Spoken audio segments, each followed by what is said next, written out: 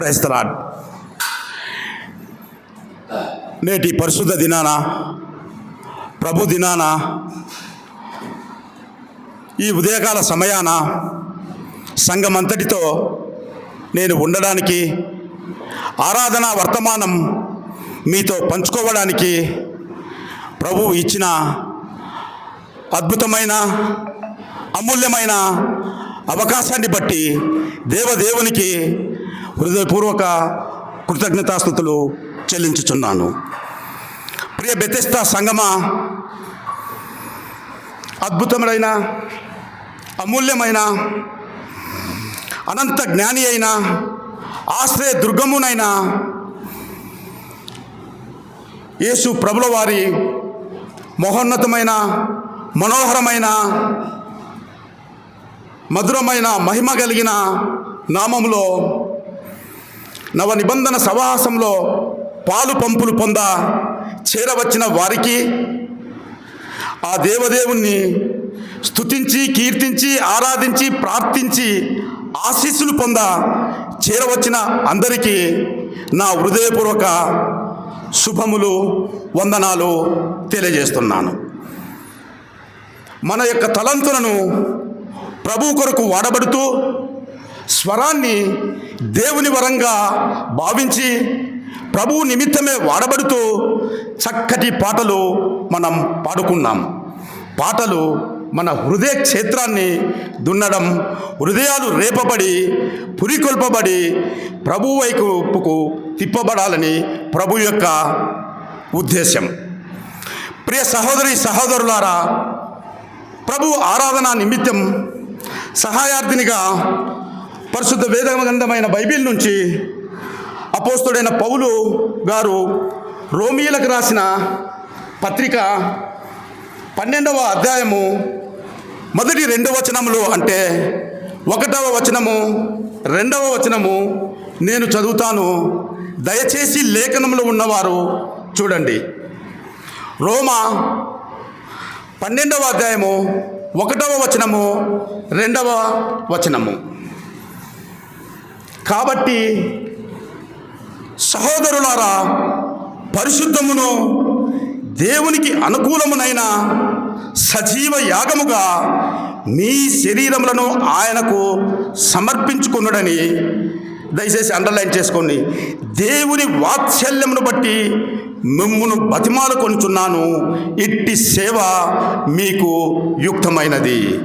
మీరు ఈ లోక మర్యాదను అనుసరింపక ఉత్తమమును అనుకూలమును సంపూర్ణమయ్యున్న దేవుని చిత్తమేదో పరీక్షించి తెలుసుకొనున్నట్లు, ఇక్కడ కూడా దయచేసి అండర్లైన్ చేసుకోండి, మీ మనస్సు మారి నూతన మగుట వలన రూపాంతరం పొందుడి. దేవుని యొక్క వాక్యాన్ని ధ్యానించడం కొరకై ప్రభువు యొక్క సహాయం కొరకు ప్రార్థనలో ప్రభు వైపు చూద్దాం. దయచేసి సంఘమంతా తలలు వంచి కళ్ళు మూసుకోండి. ప్రేమ కలిగిన తండ్రి, మీ పాదాలకు వందనాలు. నీ సన్నిధిలో తండ్రి నిన్ను ఆరాధించడానికి మీరిచ్చిన కృపను బట్టి మీకు వందనాలు. నాయనా, నిజమైన ఆరాధన ఆత్మలని మాకు దయచేయండి. నిజంగా నిన్ను ప్రతిదినము ఆరాధించేటటువంటి భాగ్యాన్ని మాకు ప్రసాదించండి. వాక్యంలో మేము ధ్యానిస్తుండగా మీ ఆత్మ వెలిగింపును ఇవ్వండి. మా జీవన శైలిని ఆరాధనగా మలుచుకునటానికి కృప చూపించండి. ఇకపరమైన చీకు చింత నుంచి మమ్మలను విడిపించి ఏకాగ్రతను దయచేయండి. నీ మీద మనస్సు లగ్నం చేయుటకు మాకు నేర్పించండి. మాతో సూటిగా మాట్లాడండి. మా అవసరం కొద్దీ మాట్లాడండి. తెప్పరిల్ల చేసే, స్వస్థతపరిచే, గద్దించే, బ్రతికించే, సరిదిద్దే కేవలం నీ వాక్యాన్ని మీరు వినిపించాలని యేసుక్రీస్తు ప్రభుల వారి పేరట అతి దీన మనసుతో అడిగి వేడుకొనుచున్నాము తండ్రి. ఆమెన్. ప్రియమైన ప్రభు బిడ్డలారా,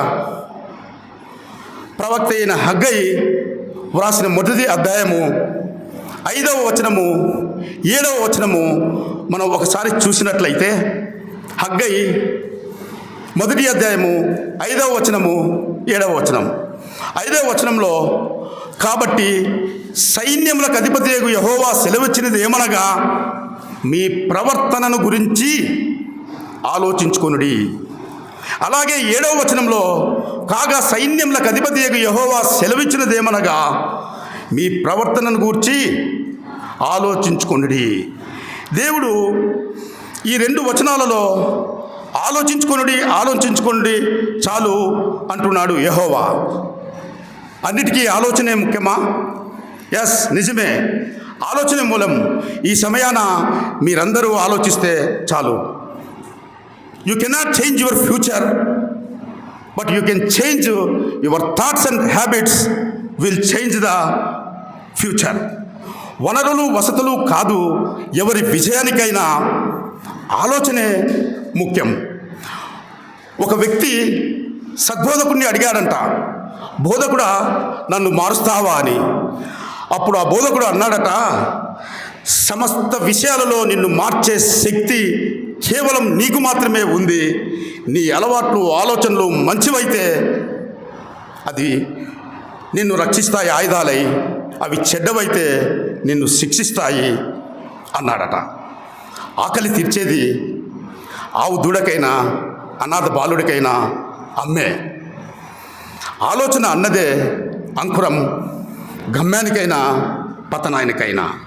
కావున ప్రియమైన దేవుని బిడ్డలారా, ఒక ఆలోచన నాటితే అది పనిగా ఎదుగుతుంది. ఒక పనిని నాటితే అది అలవాటుగా ఎదుగుతుంది. ఒక అలవాటును నాటితే అది వ్యక్తిత్వంగా ఎదుగుతుంది. వ్యక్తిత్వాన్ని నాటితే తలరాతగా మారుతుంది. మన తలరాతే మన గమ్యాన్ని నిర్దేశిస్తుంది. ఆ చివర గమ్యం ఉంటే ఈ చివర ఆలోచన ఉంటుంది. అందుకే ఒక ఐడియా జీవితాన్నే మార్చేస్తుంది అని మనం టీవీ యాడ్లలోనూ సైన్ బోర్డులలోనూ చూస్తున్నాం. ఐడియా అంటే ఆలోచన. ఒక ఆలోచన జీవితాన్ని మార్చేస్తుంది. ఆలోచన మారితే చాలు గమ్యం మారుతుంది అని అంటున్నాడు ప్రభు. ఎందుకంటే దేవుడు మన అందరికీ అద్భుతమైన బుర్ర ఇచ్చాడు. బుర్ర ఎందుకు ఇచ్చాడు అని అంటే, మన మార్పుకు దోహదపడే అంశాలన్నీ అందులో ఉన్నాయి. బుర్రలో ఉన్న అంశాలను అంతరంగాలు అని అంటారు. జనరల్గా అంతరంగాలు అంటే ఏదో టీవీ సీరియల్స్లో వచ్చేది అంతరంగాలు అని అనుకున్నారేమో. అంతరంగాలు అంటే ఆలోచించడం, అన్వయించడం, పరీక్షించడం, పరిశోధించడం, నడవడం, పోల్చడం, ఇవన్నీ న్యాయం తీర్చడం, ఇవన్నీ అంతరంగాలే. Attention, retention, recognization, reasoning, feeling, ఐనెస్సు, జడ్జిమెంటు, ఇవన్నీ కూడా అంతరంగాలే. వీటన్నిటినీ మనం యాక్టివేట్ చేసుకుంటూ ప్రతి ఒక్క విషయాన్ని ఆలోచిస్తాం.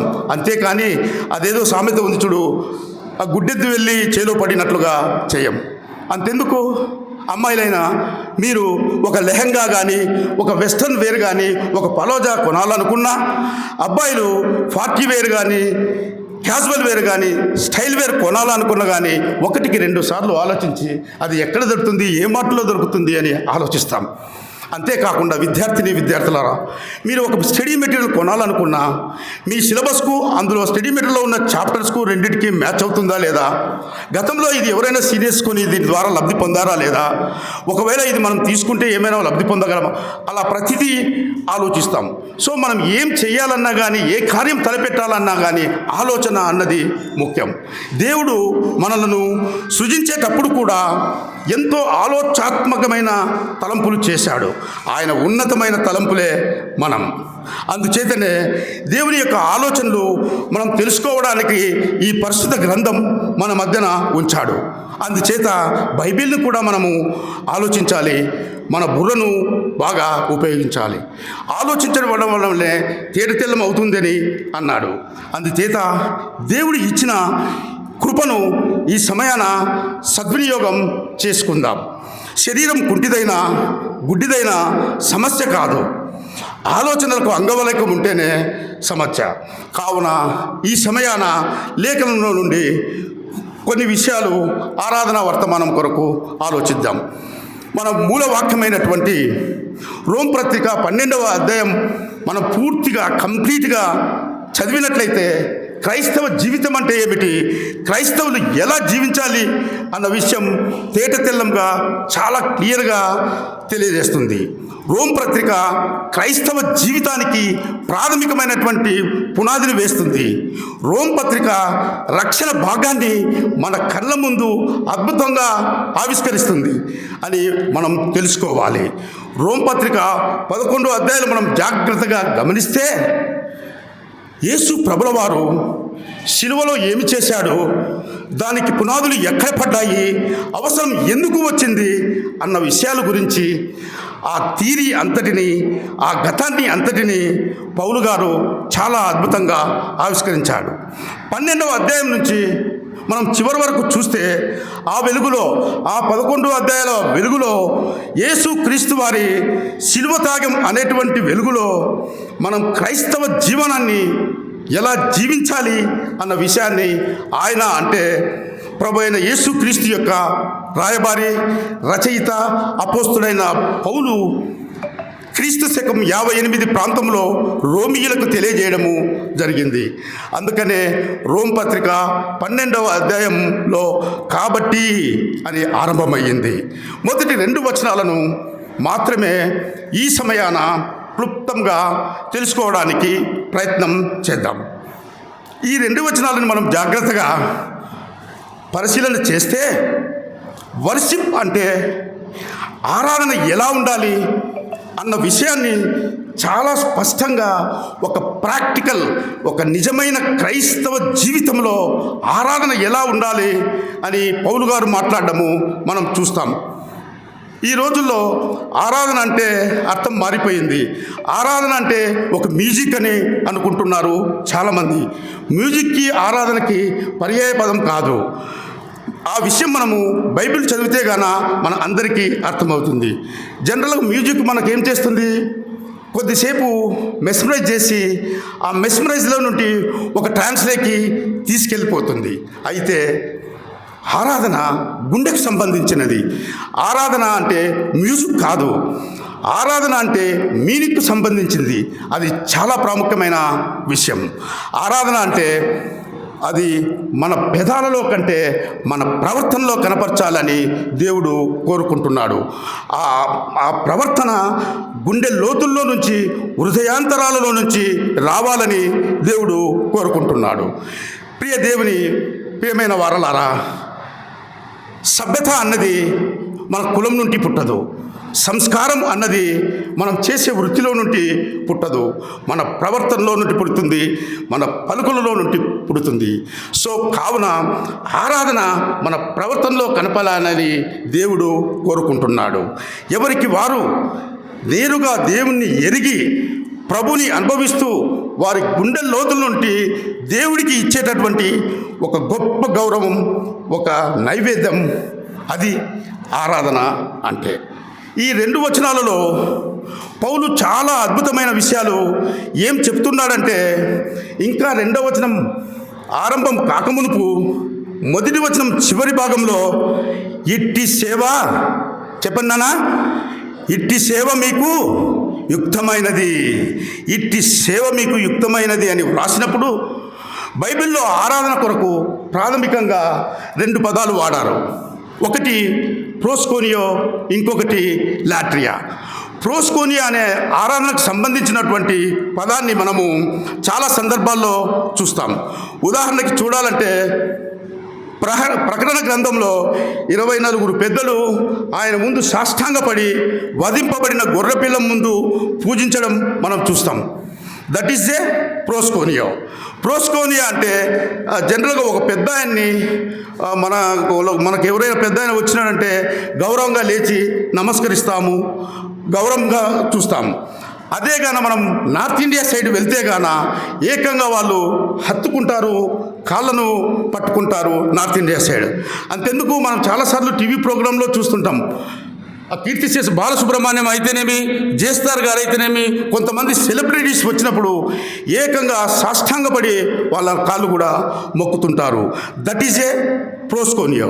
ప్రోస్కోనియా అంటే ఆ ఆరాధన దేవుని ప్రత్యక్ష సన్నిధిలో చేసేదే ప్రోస్కోనియా.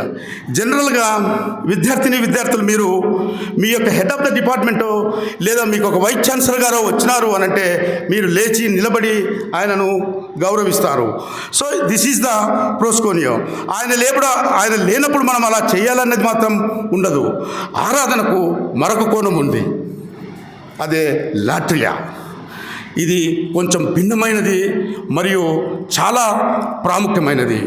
లాట్రియా ఆరాధన ప్రోస్కోనియా మాదిరి దేవుని ప్రత్యక్ష సన్నిధిలో కాకుండా ఎల్లప్పుడూ దేవుని యందు ఉన్నప్పుడు లేనప్పుడు ఎల్లప్పుడూ దేవుని యందు భక్తి విశ్వాసాలు కలిగి ఉండడమే లాట్రియా. సో మనం ఇదివరకు అనుకున్నాం హెడ్ ఆఫ్ ద డిపార్ట్మెంటో వైస్ ఛాన్సలరో మనకు సంబంధించిన పెద్దలో వచ్చినప్పుడు అని, వాళ్ళు ఉన్నా లేకున్నా కూడా వాళ్ళని గౌరవంగా చూసుకునేదే ఆరాధనే లాట్రియా ఆరాధన. రోమ్ పత్రిక 12వ అధ్యాయంలో పౌలు గారు ఏం చెప్తున్నారు అంటే, ఆరాధన అంటే అది మన జీవన శైలికి సంబంధించినటువంటిది. వర్షిప్ అంటే నాట్య వర్డుషిప్పు, అది కేవలం మాటల మూట కాదు, అది గుండె లోతుల్లో నుంచి రావాలి, హృదయాంతరాల నుంచి రావాలి. ఒక్క మాటలో చెప్పాలంటే ఇట్టి సేవ మీకు యుక్తమైనది అని పౌలు చెబుతున్నాడు. ఫిజికల్గా భౌతికంగా కాకుండా ఇంటర్నల్గా అంతర్గతంగా భక్తి విశ్వాసాలు కలిగిన ఆరాధనను దేవుడు కోరుకుంటున్నాడు.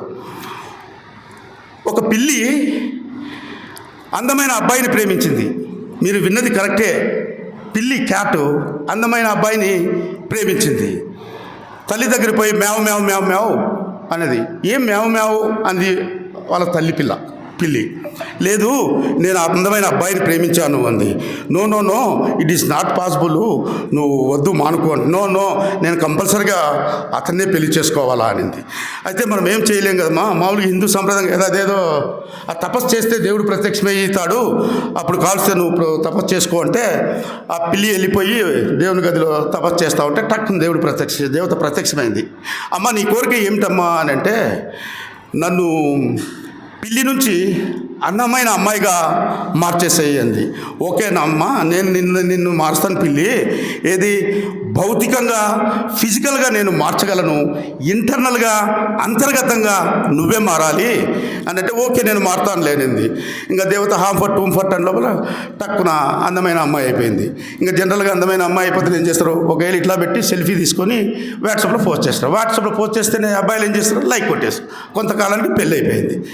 సర్లేని తర్వాత దేవత ఒకసారి చూద్దాము ఏం చేంజ్ అయిందో లేదో అని చెప్పేసి ఆ అమ్మాయి డోరు కొడితేనే బయటకు వచ్చి, మిమ్మల్ని ఎక్కడో చూసినట్టుంది అనింది పిల్లి రూపంలో ఉన్న పిల్ల. అంతేలేమ్మా, మా అవసరం ఉన్నప్పుడు మేము గుర్తొస్తాం, మాతో అవసరమైన భాగం మీరెంత అని అంటారు, ఈ లోకం తీరేంత.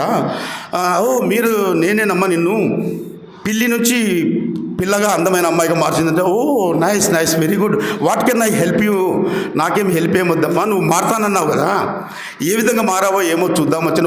నా వాకింగ్ స్టైల్ మారింది, నా టాకింగ్ స్టైల్ మారింది, నా కాస్ట్యూమ్ స్టైల్ మారినాయి, అన్నీ మారాయి. సరే మంచిదేలేమ్మా, నువ్వు అట్లా లోపలికి వెళ్ళు అని చెప్పేసి ఈ దేవత ఏం చేసింది, ఒక ర్యాట్, ఇట్స్ కాల్డ్ ఎలకను చువ్వను సృష్టించి టక్కున అట్లా వదిలేసేసింది. సో ఎప్పుడైతే పిల్ల రూపంలో ఉన్న పిల్లి ఆ ఎలకను చూస్తే ఏం చేసింది, ఆ తలుపులను, బీరువాను, మంచాన్ని అన్నిటి చంపేసి తినేసింది. సో ఈ కథ వలన మనకు అర్థమైంది ఏంటి అంటే, అంతర్గతంగా మనలో మార్పు రావాలా. మార్పు మనం ఏం చేసినా ఏం చేయకపోయినా వచ్చే సంవత్సరం బర్త్డే వస్తుంది, ఒక 4 ఏళ్ళకు లావు కావచ్చు, ఇంకొక 5 ఏళ్ళకు జుట్టు ఊడిపోవచ్చు. మనం ఏమి చేయక్కర్లేదు, కానీ దేవుడు కోరుకుంటున్నది ఒక నిజ క్రైస్తవుడిగా అంతర్గతమైన మార్పు రావాలా. అంతేగాని అపరిచరితుడి మాదిరి క్రైస్తలాడని పైకి క్రైస్తలాడు అనే స్ప్రిట్ పర్సనాలిటీ క్రైస్తవులమైన మనకు ఉండరాదు అని చెప్పేసి చెప్తున్నాడు. ప్రియ బెతెస్దా అయ్యలారా, అమ్మలారా, ఒక్క ఆదివారం కాకుండా సోమవారం నుంచి శనివారం వరకు చేస్తున్న ప్రతి పని, మన ప్రవర్తన, మన ఆలోచన దేవుడికో నైవేద్యం కావాలి. అది అసలైన ఆరాధన, ఇది సమంజసమైన ఆరాధన అని పౌలు చెబుతున్నాడు. ఎందుకంటే క్రైస్తవులు ఆదివారం ఆరాధించటం చాలా సులభం, అది పెదవులతో ఆరాధించడం చాలా చాలా తేలిక. మనం కొద్దిసేపు కళ్ళు మూసుకుంటాం, కొద్దిసేపు ఊగిపోతాం, కొద్దిసేపు చప్పట్లు కొడతాం, శారీరక భాషలో ఏదేదో చెప్పేస్తాం, పాటలు పాడతాం, శ్రావమైన గొంతుతో మైకులో పాడతాం. కానీ ఇవన్నీ యేసుప్రభుకు మనసు ఇచ్చిన వాళ్ళు చేస్తారు, యేసుప్రభుకు మనసు ఇవ్వని వాళ్ళు కూడా చేస్తారు. అయితే లాట్రియా అనే ఆరాధన అలాంటిది కాదు, అది మన ప్రవర్తనలో చూపించాలి అని పౌలు చెబుతున్నాడు. అసలు శిష్యుల ఆరాధన ఏంటంటే లాట్రియానే అని అంటున్నాడు. నీవు ఎంత చదువుకున్నావు అన్నది నీ యొక్క డిగ్రీ సర్టిఫికేటో, నీ పీజీ సర్టిఫికేటో, నీ డాక్టరేట్ సర్టిఫికేట్స్లో ఉండొచ్చేమో. నీవు ఎంత నేర్చుకున్నావు అన్నది మన ప్రవర్తన తెలియజేస్తుంది. అందుకనే మూలవాక్యంలోకి మనం పోయినప్పుడు మొదటి వచనంలో ఆయన శరీరం గురించి మాట్లాడుతూ సజీవ యాగముగా మీ శరీరములను ఆయనకు సమర్పించుకొనుడి అంటాడు.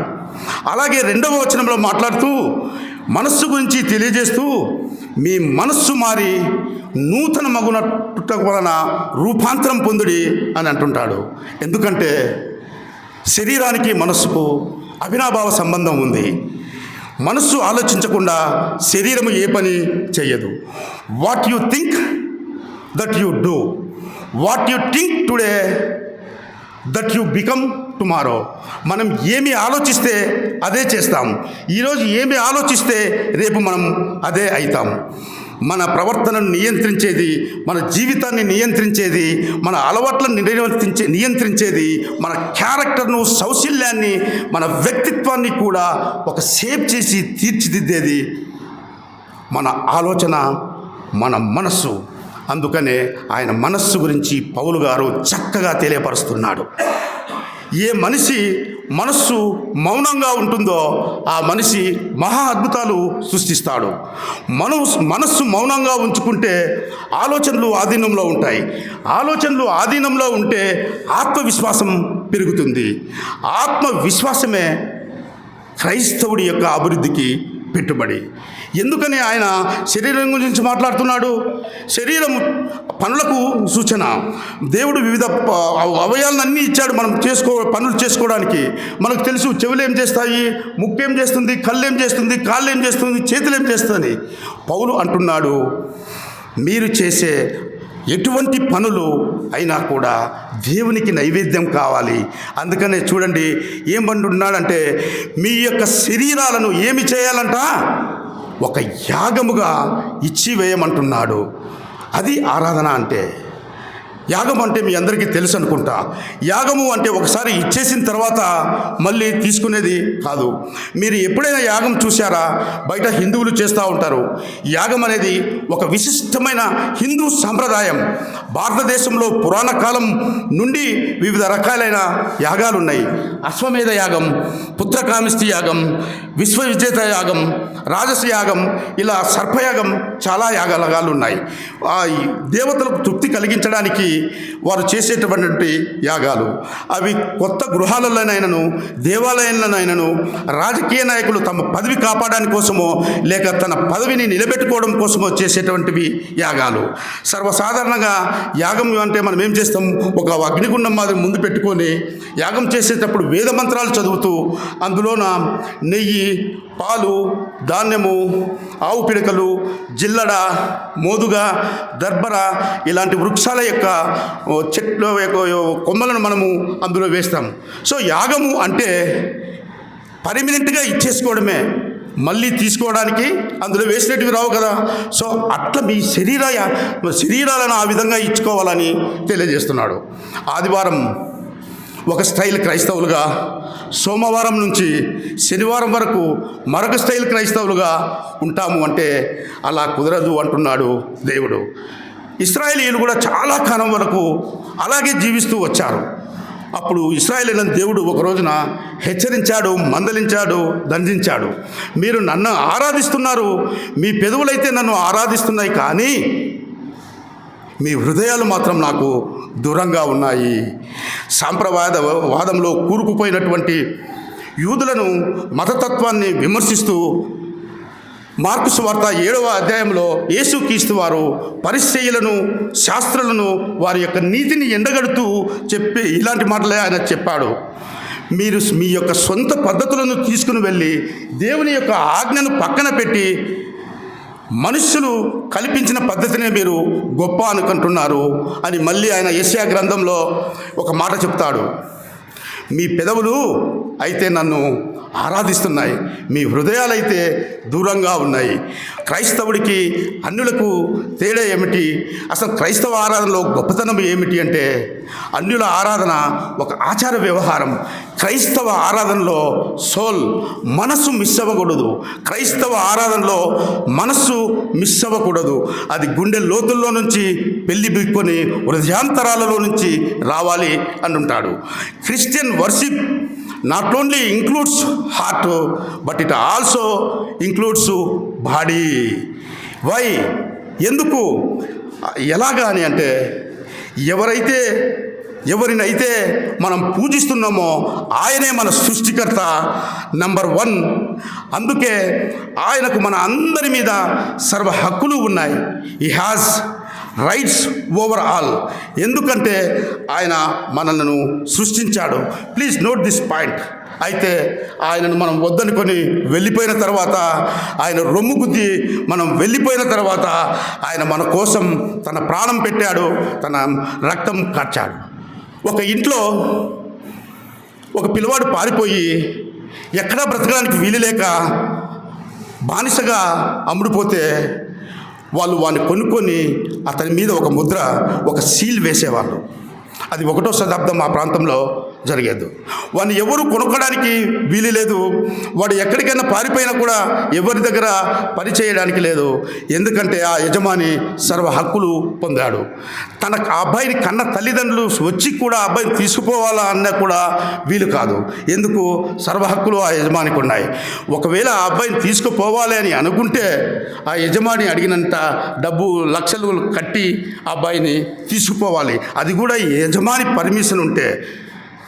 అలా నీవు నేను మన అందరము అపవాదికి అమ్ముడుపోయినప్పుడు, మనల్ని ఎవ్వరూ విడిపించినటువంటి పరిస్థితుల్లో మనము ఉన్నప్పుడు, పారిపోయి విడుదల పొందడానికి కూడా అవకాశం లేనప్పుడు, ఆ తండ్రి, పరలోకపు తండ్రి, మనను కన్నవాడు, సృష్టించినవాడు, ఈసారి ఆయన వెండి బంగారాలతో కొనలేదు, తన బానిసల మాదిరి వెండి బంగారాల్లో ఇచ్చి కొనలేదు, తన రక్తంతో కొనుక్కున్నాడు అంటాడు పేతురు తను వ్రాసిన పత్రికలో.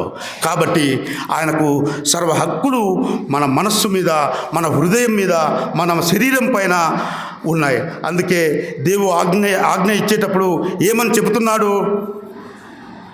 నీ దేవుడైన యెహోవాని పూర్ణ ఆత్మతో ప్రేమించాలి, పూర్ణ హృదయంతో ప్రేమించాలి, పూర్ణ వివేకంతో ప్రేమించాలి, పూర్ణ బలముతో ప్రేమించాలి.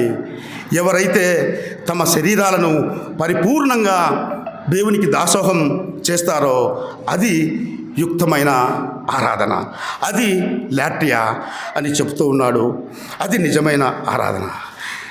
చర్చ అయిపోయిన తర్వాత మనం ఇంటికి వెళ్ళిపోయి మళ్ళా ఆదివారం చర్చికి వస్తాం కదా.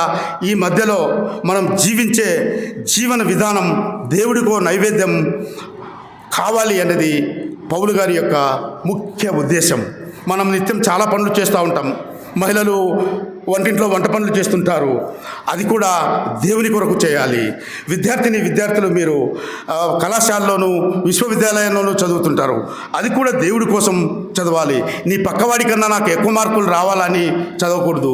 ఒకవేళ నా తల్లిదండ్రుల కోసమని చదువుకోకూడదు. ఒకవేళ నేను ఫెయిల్ అయితే నాకు అవమానమేమో అని చదవకూడదు. నీవు దేవుడి కోసం చదవాలి. నీ చదువు దేవుడికి ఒక నైవేద్యం కావాలి. అన్యులు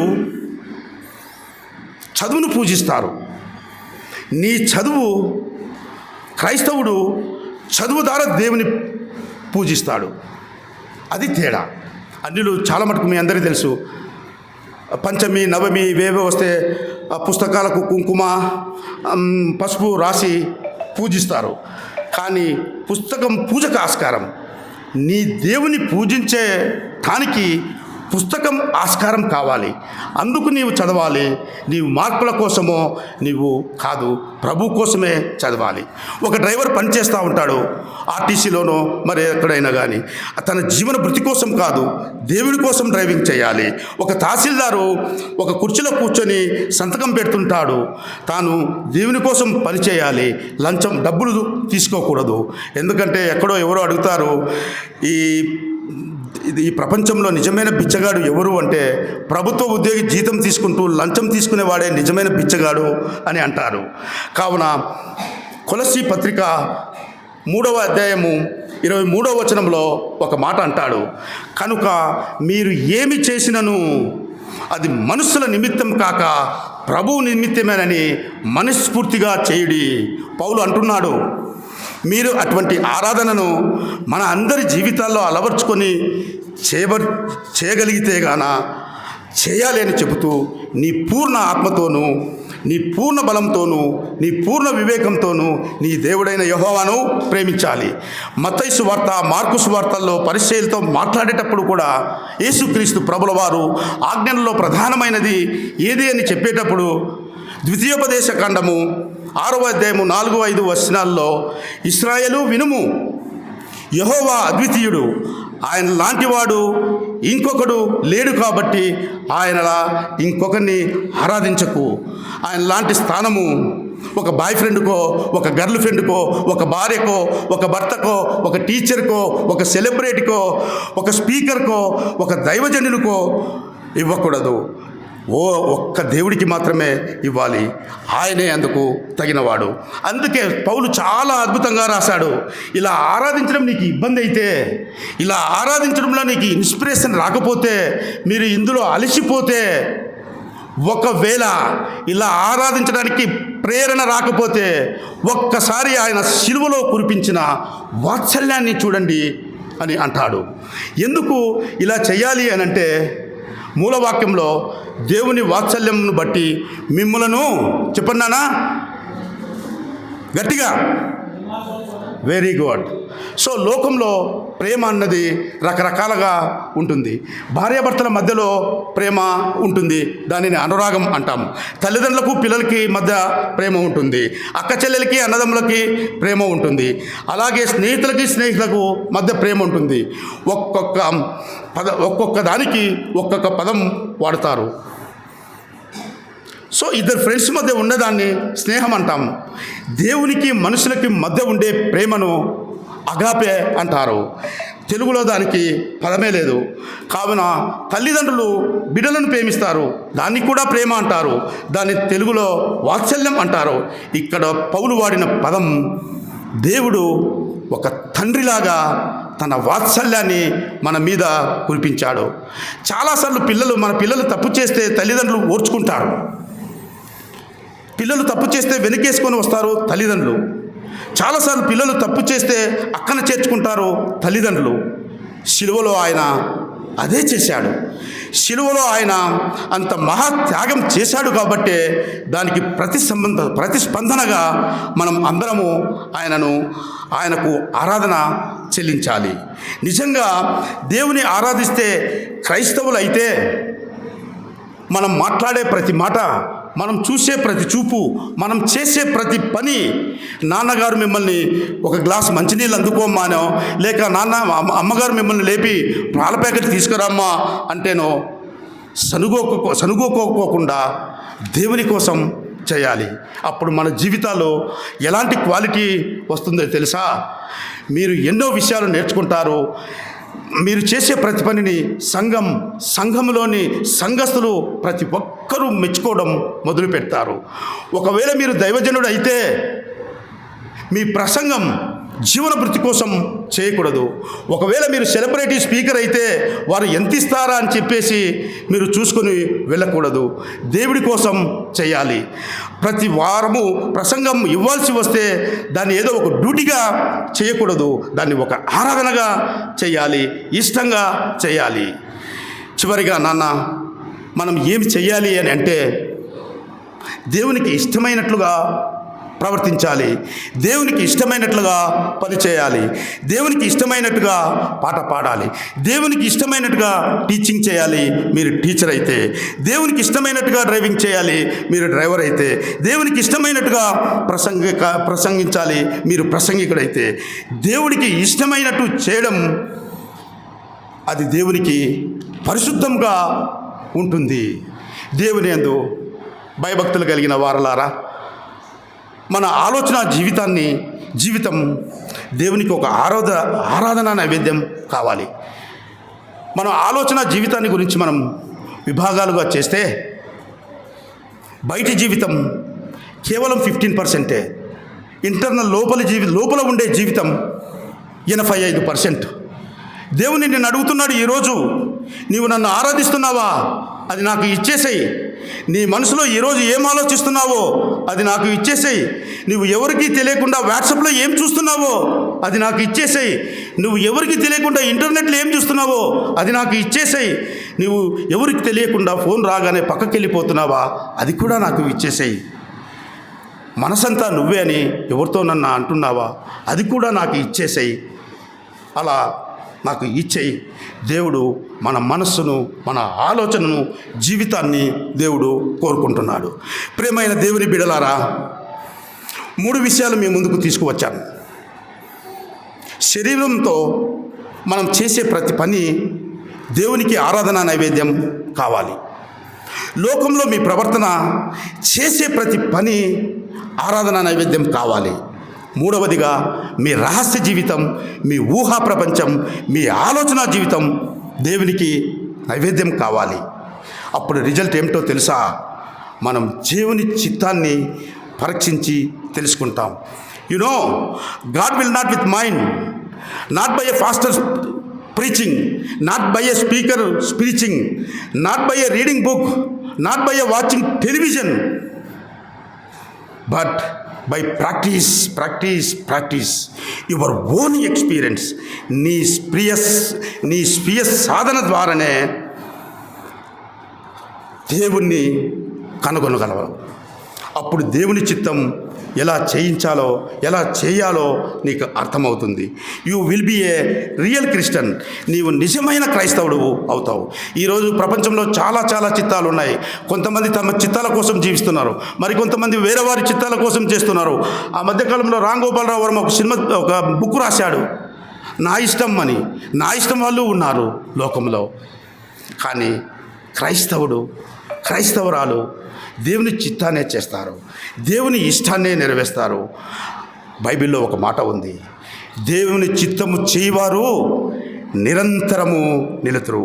మనమందరము నిరంతరము నిలబడాలంటే ఆయన చిత్తాన్నే చేద్దాం. God will always perfect, it is good. ఇటువంటి ఆరాధన మన అందరికీ అబ్బాలని, అలవడాలని మనం దేవుని వైపు చూద్దాం. ప్రియ బిడ్డలారా, నీ తండ్రి యేసయ్య చెయ్యి పట్టుకుంటే మీరు ఎవ్వరి కాళ్ళు పట్టుకోవాల్సిన అవసరం లేదు. May God bless you to become such a great worship of that great lord. Thank you Jesus.